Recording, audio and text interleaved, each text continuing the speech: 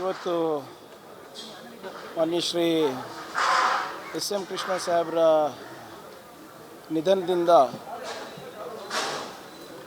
ನಾವು ಬರೀ ರಾಜಕೀಯ ಅಷ್ಟೇ ಅಲ್ಲ, ಇಡೀ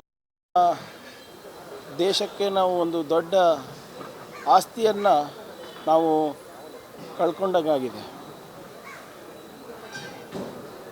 ಬಹುಶಃ ಭಾಳ ಅಪರೂಪದ ರಾಜಕಾರಣಿ.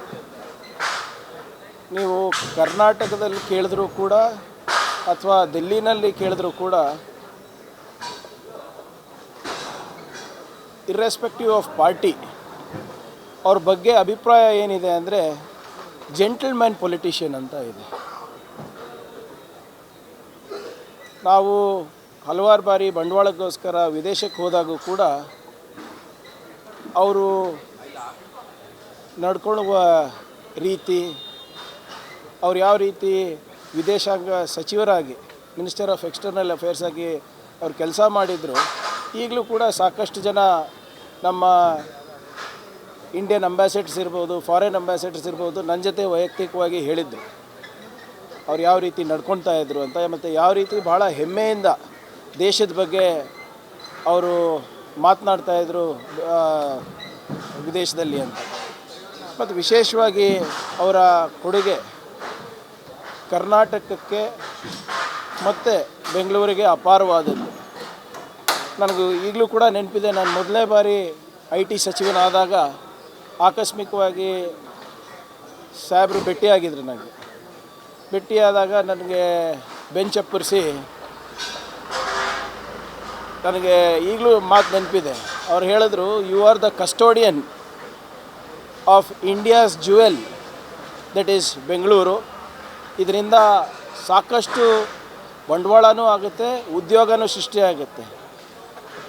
ಜನರಿಗೆ ಬೆಂಗಳೂರು ನಗರದ ಮತ್ತು ಕರ್ನಾಟಕದ ಪೊಟೆನ್ಷಿಯಲ್ ಏನಿದೆ ಅದನ್ನು ಅರ್ಥಕೊಂಡಿಲ್ಲ ಜನರು. ಈಗ ಅದರ ರಾಯಭಾರಿ ನೀನಾಗಿದೆಯಾ, ಸರಿಯಾಗಿ ನಡ್ಸ್ಕೊಂಡು ಹೋಗುವಂಥ ಕಿವಿ ಮಾತು ಹೇಳ್ತಾಯಿದ್ರು. ಅವರು ಹಾಕಿದಂಥ ಒಂದು ಅಡಿಪಾಯ ಏನಿದೆ, ಇವತ್ತು ನಾವು ವಿಶ್ವದ ಅತ್ಯಂತ 4ನೇ ದೊಡ್ಡ IT ಕ್ಲಸ್ಟರ್ ಆಗಿ ನಾವು ಹೊರಹೊಮ್ಮಿದ್ದೇವೆ. ಲಕ್ಷಾಂತರ ಜನರ ಬದುಕಿಗೆ ದಾರಿದೀಪ ಇವತ್ತು ಅಂದಿನ ಅವರು ರೂಪಿಸಿದಂಥ ನೀತಿಗಳಾಗಿವೆ. ಇವತ್ತೇನು ಬ್ರ್ಯಾಂಡ್ ಬೆಂಗಳೂರು ಅಂತ ನಾವು ಏನು ಹೇಳ್ತೀವಿ, ಇದು ಕಾನ್ಸೆಪ್ಷುಲೈಸ್ ಮಾಡಿ ಇದನ್ನು ಇಂಪ್ಲಿಮೆಂಟ್ ಮಾಡೋದಲ್ಲಿ ಮಾನ್ಯ ಎಸ್ ಎಂ ಕೃಷ್ಣ ಸಾಹೇಬ್ರ ದೊಡ್ಡ ಕೊಡುಗೆ ಇದೆ. ಮತ್ತು ಅವರ ಪೊಲಿಟಿಕ್ಸ್ ಕೂಡ ಏನು ಕಾರ್ಪೊರೇಟ್ ಸ್ಟೈಲ್ ಆಫ್ ಗವರ್ನೆನ್ಸ್ ಅಂತ ಹೇಳ್ತಾರೆ. ಭಾಳಷ್ಟು ಜನ ನೀವು ನಮ್ಮ ಹಿರಿಯ IT ಮುಖ್ಯಸ್ಥರಿಗೆ ಮಾತಾಡಿದ್ರೆ, ಬೆಂಗಳೂರದವ್ರು ಇರ್ಬೋದು, ರಾಷ್ಟ್ರದವ್ರು ಇರ್ಬೋದು, ಅವರು ಎಸ್ ಎಂ ಕೃಷ್ಣ ಅವರು ಕರ್ನಾಟಕದ CM ಇರಲಿಲ್ಲ, ಕರ್ನಾಟಕದ CEO ಇದ್ದರು. ಸಾಮಾಜಿಕ ಏನು ಹಿತಾಸಕ್ತಿಯನ್ನು ಕಾಪಾಡೋದ ಜೊತೆಗೆ ಮುಂದಿನ ಭವಿಷ್ಯ ಹೇಗಿರಬೇಕು ಕರ್ನಾಟಕದ್ದಂತ ಕೂಡ ಅವರು ಆಲೋಚನೆ ಮಾಡ್ತಾಯಿದ್ರು ಅಂತ ಅವ್ರು ಹೇಳ್ತಾಯಿದ್ರು. ಸೊ ಈ ಕಾರ್ಪೊರೇಟ್ ಸ್ಟೈಲ್ ಆಫ್ ಗವರ್ನೆನ್ಸನ್ನು ಭಾಳಷ್ಟು ಜನ ಮೆಚ್ಚಿದ್ರು ಅವಾಗ. ಅದನ್ನೇ ಬಹುಶಃ ಮುಂದೆ ಬಂದಿರುವಂಥ ಎಲ್ಲ ಮುಖ್ಯಮಂತ್ರಿಗಳು ಅದು ಬ್ಯಾಲೆನ್ಸ್ ಮಾಡಲಿಕ್ಕೆ ಪ್ರಯತ್ನ ಮಾಡಿದ್ರು, ಅದು ಭಾಳಷ್ಟು ಜನರಿಗೆ ಆಗಿಲ್ಲ. ಸೊ ಅದರಿಂದ ಇವತ್ತು ನಾವೇನು ಕರ್ನಾಟಕದ ವೈಭವ ನೋಡ್ತೀವಿ, ವಿದೇಶದಲ್ಲಿರ್ಬೋದು ಅಥವಾ ರಾಷ್ಟ್ರದಲ್ಲಿರ್ಬೋದು, ಮತ್ತು ನಾವೇನು ಒಂದು ಆರ್ಥಿಕ ಶಕ್ತಿಯಾಗಿ ಹೊರಹೊಮ್ಮಿದ್ದೇವೆ. ಇದಕ್ಕೆ ಭಾಳ ದೊಡ್ಡ ಕೊಡುಗೆ ಇವತ್ತು ಮಾನ್ಯ ಎಸ್ ಎಂ ಕೃಷ್ಣ ಸಾಹೇಬರು ರೂಪಿಸಿದಂಥ ನೀತಿಗಳು, ಅವರ ದೂರದೃಷ್ಟಿಗಳಿಂದ ಅಂತ ನಾನು ಹೇಳಕ್ಕೆ ಬಯಸ್ತಾ ಇದ್ದೀನಿ. ವೈಯಕ್ತಿಕವಾಗೂ ಕೂಡ ಅವರು ನನಗೆ ಹಲವಾರು ಬಾರಿ ಮಾರ್ಗದರ್ಶನ ನೀಡಿದ್ದಾರೆ. ಅವರ ಅಗಲಿಕೆಯಿಂದ ವೈಯಕ್ತಿಕವಾಗೂ ನನಗೆ ಭಾಳ ನೋವಾಗಿದೆ. ಮೊನ್ನೆ ಕೂಡ ಸಿದ್ಧಾರ್ಥ ಅವರ ಅಕಾಲಿಕ ನಿಧನದಿಂದ ನಾನು ಬಂದಿಯವರಿಗೆ ಭೇಟಿಯಾದಾಗ ನಾನು ದೂರ ಇದ್ದೆ. ನಾನು ಇಲ್ಲ ಭಾಳ ವರ್ಷಗಳಾಯಿತು, ಮತ್ತು ಸಾಹೇಬ್ರು ಗುರ್ತು ಹಿಡಿತಾರಲ್ಲ ಅಂದ್ಬಿಟ್ಟು ಸ್ವಲ್ಪ ದೂರ ಇದ್ದೆ.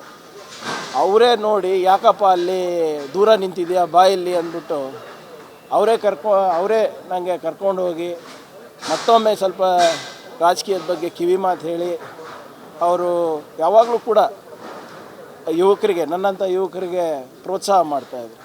ಸೊ ಆದ್ದರಿಂದ ಇವತ್ತು ಅವರ ನಿಧನದಿಂದ ಕರ್ನಾಟಕದ ಜನರಿಗೆ ದೇಶಕ್ಕೆ ಮತ್ತು ವೈಯಕ್ತಿಕವಾಗಿ ಒಂದು ತುಂಬಲಾರ್ದಂಥ ನಷ್ಟ ಆಗಿದೆ ಅಂತ ನಾನು ಹೇಳಲಿಕ್ಕೆ ನಾನು ಬಯಸ್ತಾ ಇದ್ದೀನಿ. ಮತ್ತು ಈ ಸಂದರ್ಭದಲ್ಲಿ ಅವರ ಕುಟುಂಬದವರಿಗೆ ಈ ನಷ್ಟವನ್ನು ನಿಭಾಯಿಸುವ ಶಕ್ತಿ ದೇವರು ಕೊಡಲಿ ಅಂತ ಪ್ರಾರ್ಥಿಸ್ತೇನೆ. ಧನ್ಯವಾದ. ಗ್ಯಾರಂಟಿ ನ್ಯೂಸ್, ಸುದ್ದಿ ಖಚಿತ, ನ್ಯಾಯ ನಿಶ್ಚಿತ.